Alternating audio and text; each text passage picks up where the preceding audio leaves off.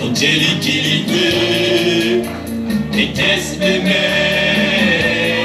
timbre de voix puissant et unique est celui de Daniel Dikongé.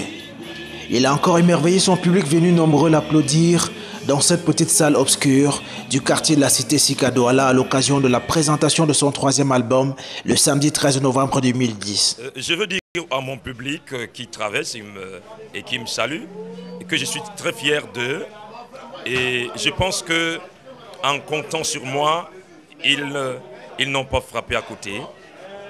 Je pense que je ne vais jamais les décevoir.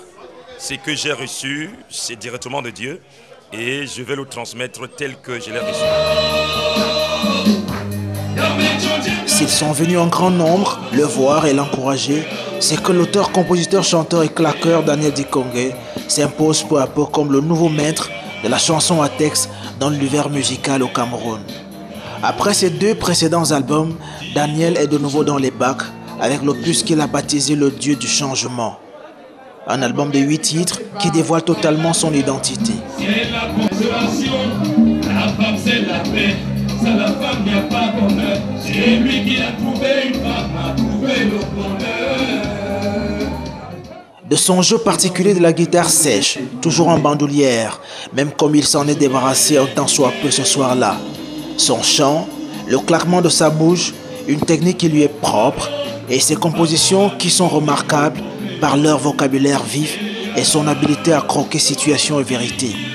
Toutes ces techniques, bien particulières à un artiste engagé et conscient de son itinéraire, ont fait de Daniel un artiste adulé par un public de connaisseurs. Cet album, lorsque je le faisais, c'était dans le but, n'est-ce pas, de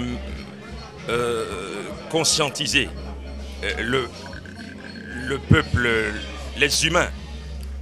Vous voyez que pour ceux qui ont déjà jusqu'ici écouté cet album, ne serait-ce que les 2 morceaux qui viennent de passer, je ne fais que dans des chansons à thème, des chansons à texte. Voilà, vous avez écouté les 2 premiers titres de l'album qui consistent, n'est-ce pas,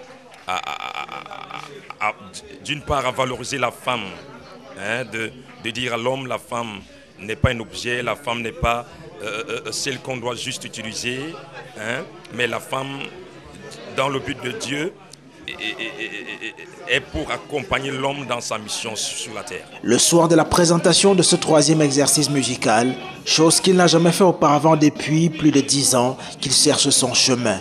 Et pour les 2 précédents albums, Daniel a fait venir quelques artistes amis pour l'aider à entretenir ses fans.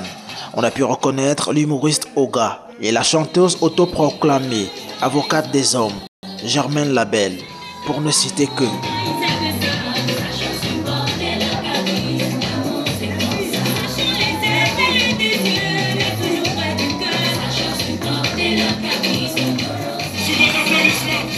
Daniel, il fait du bon travail. J'apprécie beaucoup ce qu'il fait. Et puis c'est un grand ami à moi, beaucoup.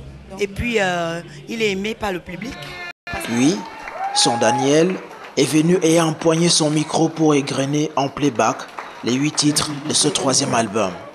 En réalité, quand on plonge dans l'univers du chansonnier, on y trouve des textes. Mais de ceci, tout le monde en a parlé. De la chanson « Je veux me fâcher » à Mado, pour ne citer que les plus connus du grand public. Si on plonge un peu plus profondément, on découvre surtout de la musique. Mais un tout intéressant à la Brassens ou encore Otto Marcellin pour rester plus près de nous. Quand j'aurai les dons, j'achèterai Toyota Prado. En ce moment, je ne serai plus qu'un lamido. Mais Mado qui m'a tourné le dos me donnera ça comme un verre d'eau. Mais je lui dirai non, ma Prado n'est pas clando. Ce 3e album de Daniel Dikongé, comme il le dit lui-même, est l'album de maturité qui a été concocté avec l'aide d'autres professionnels de la musique. Le premier album sorti en 2003, le 2e en 2006 et voici le 3e en 2010. En 10 ans de carrière musicale, Daniel ne se fixe jamais un temps pour la sortie de ses albums. J'ai dit, ça m'a pris beaucoup de temps, je peux pas donner ici exactement le nombre de temps, le nombre d'années que cet album, parce que chaque titre a son âge. Voilà, il y a des titres qui ont peut-être 2 ans, 1 an, d'autres qui ont même plus de 15 ans. Mais c'est aujourd'hui que je les ai réalisés.